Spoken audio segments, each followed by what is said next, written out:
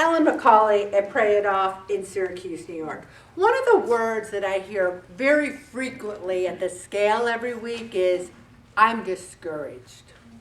I'm discouraged. You know, we fight this battle of the bulge week after week, month after month, year after year, and every once in a while you're like, I don't want to do it anymore. But what is the alternative? Going back to our original eating habits, weighing 300 pounds, not getting out of the lazy boy. So what do we do when we are discouraged? And I wanted to read this one little story by the Archbishop of Chicago. It was once announced that the devil was going out of business and would offer all his tools for sale to whoever would pay the price. On the night of the sale, they were all attractively displayed, a bad-looking lot.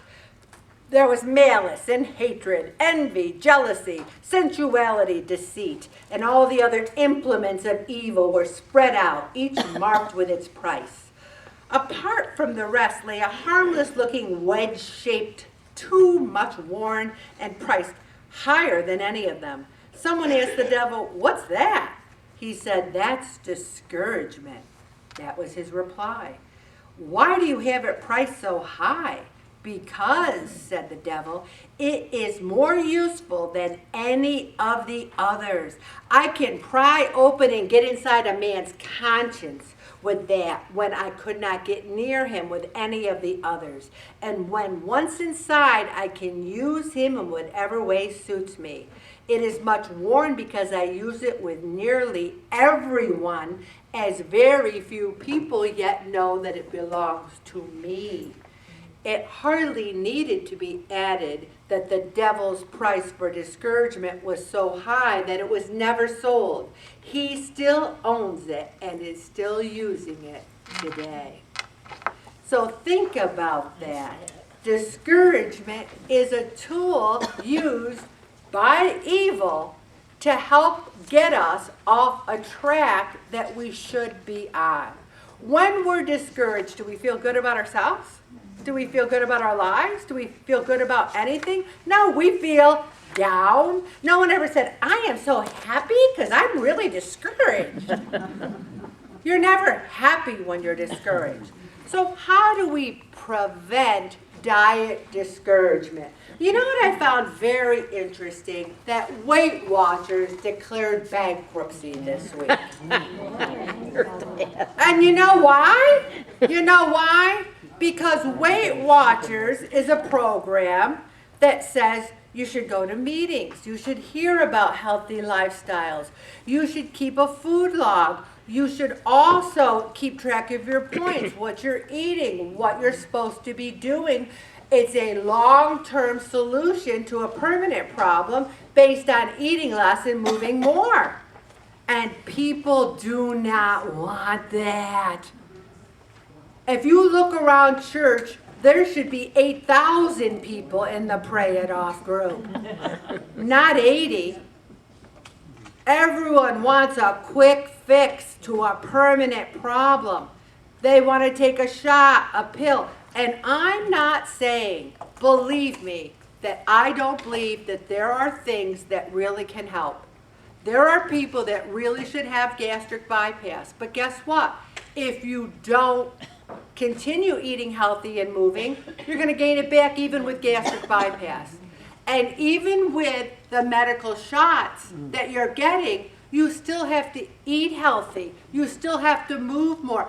I'm not saying that those tools don't have a place and a purpose. I'm just saying that lifelong changes, permanent changes. And another thing, not everyone qualifies for gastric bypass. Not everyone qualifies for those shots. You have to have a comorbidity, otherwise you're paying $1,500 out of pocket or something like that, or you're buying it on the black market, and I never would recommend that ever. This person I go to Bethany Beach with said, "Yeah, I'm taking that Ozempic." I said, "You have a comorbidity?" She goes, "Oh no, I just saw an ad for it on Facebook and I started." I'm like, oh my gosh. You got to be careful what you put in your body. Here's the thing. You have to eat less. You have to move more no matter what age you have to help. Everyone wants a quick fix. They want that, eat that cabbage soup. Or how many articles? You ever stand in line at Wegmans and all the magazines are like, lose 40 pounds in 1 minute? Let me tell you how to lose weight for life. It is a process that it is discouraging. You will be disillusioned. I run this group. One person said, oh, I wish I were you, Ellen. Really? Because there are times where I have whined to Bob so badly that you guys wouldn't even know it was me. I'm like, I want to eat whatever I want. Why can't I eat what I want? You know, and we have this game. It's one of our most fun games where we say, he's driving the car, and I'm like, if I didn't care what I weighed, I'd pull into Gannon's and I'd get a chocolate and vanilla twist cone, and then I'd dip it in cherry coat, and then on the side I'd have a hot fudge sundae, and we go, and then he says, well, if I didn't care what I weighed, I'd have a side of lasagna with veal parmesan. We do that. That's our fun. It is discouraging. We want Pop-Tarts. We want donuts. We can't have what we want. It's a lifetime process. So here's what we need to do, everyone. We can't make radical changes. If you are addicted to carbohydrates and you stop them entirely, number one, your body will go into shock. Number two, you won't be happy. So I ran into a guy who lost a lot of weight, and he calls Sunday free day. He cuts back Monday through Saturday, and on Sunday he eats whatever he wants. If he wants pizza, he has pizza. Ice cream, he has ice cream. But beer, he has a six-pack. He has whatever he wants on one day. So I'm saying to you, if you want to have permanent changes and you really want donuts, don't have them every day. Have one on Thursday night when you get home from Pray It Off. That's the key. You're not writing that food down, everybody. All right.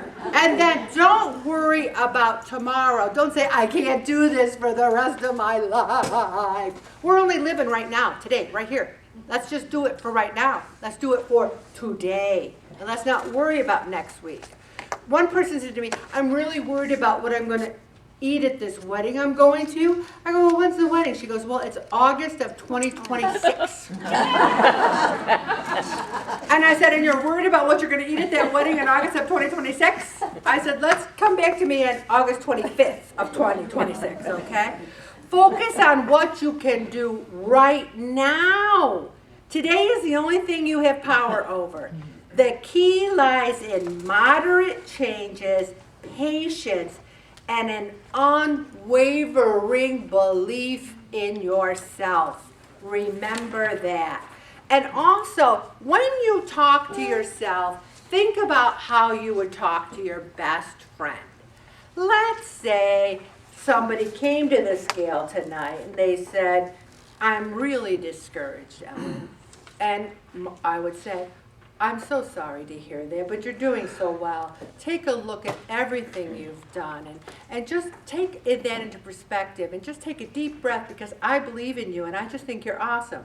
I could say that, or they could say, I'm really discouraged. And I'll say, well, why wouldn't you be? Because you're a big fat pig. And all you do is eat, eat, eat. Look at your log. You're not moving. You're like a big lazy bum. That's how we talk to ourselves. We call ourselves every name in the book. You loser, not figuratively, but literally. You terrible person. No, not literally, but figuratively. We just treat ourselves so badly. And something else, when we gain a pound and we're working hard, the scale isn't supposed to go down every week. It would be nice if it did. Sometimes your body's evening out. Just keep doing what you're doing. Learning to talk to yourself the way you would talk to your best friend is essential. Essential. Also, overcoming discouragement, we need to rely on Jesus. Do you think Jesus would be up there, oh, no wonder you're fat, Ellen, you're lazy, you're a big fat pig? No, Jesus doesn't talk to us like that. And you might wonder why I use that phrase, the big fat pig. That's how I see myself. That's one of the things I call myself. And I even to this day, will look in the mirror and there was a couple pictures. I am the queen of editing pictures, man. Ever look at some of my pictures in Facebook, there's like half my body. Because I've edited out the other half. The thing is, simple discouragement can neutralize any progress. And the Israelites were always complaining. You ever notice that? They were trying to get to the promised land. Jesus is parting the Red Sea, and then they're like worshiping a gold calf. And discouragement is an enemy that is something that we really have to look out for. Because our vision of a personal transformation can be very easily derailed. And without God, we won't be able to do it. Discouragement comes when we only look at our circumstances without looking to the faithfulness and integrity of what God has promised. At all times, we need to pray and not lose heart. True faith takes courage. Living a healthy lifestyle takes courage. We must trust God in spite of how all things appear. The enemy comes to discourage or remove the courage from our hearts and cause us to withdraw into unbelief. There are people who've left, prayed off because they said it just didn't work for me. And my thought about that is, were you working to make it work? It's not osmosis. You don't sit there and then listen and go home and eat whatever you want and not move. There has to be a dual participation. We cannot give up. Never, ever, ever. And then we need to fight discouragement by reminding ourselves why we want to lose weight and reminding ourselves that it's a lifetime. That we should eat things in moderation, that there isn't a fast way, that we've learned a lot and each week we learn. We can't starve ourselves. Minimum, we need 1,000 calories a day, and that's minimum. We need to walk, move. We need to look at our clothes and have a wardrobe that fits us and get rid of the oversizes that we think we might go back into. Treat ourselves as you would a friend, and also look into the emotions that make us want to get discouraged. Do not give up. We need to pray.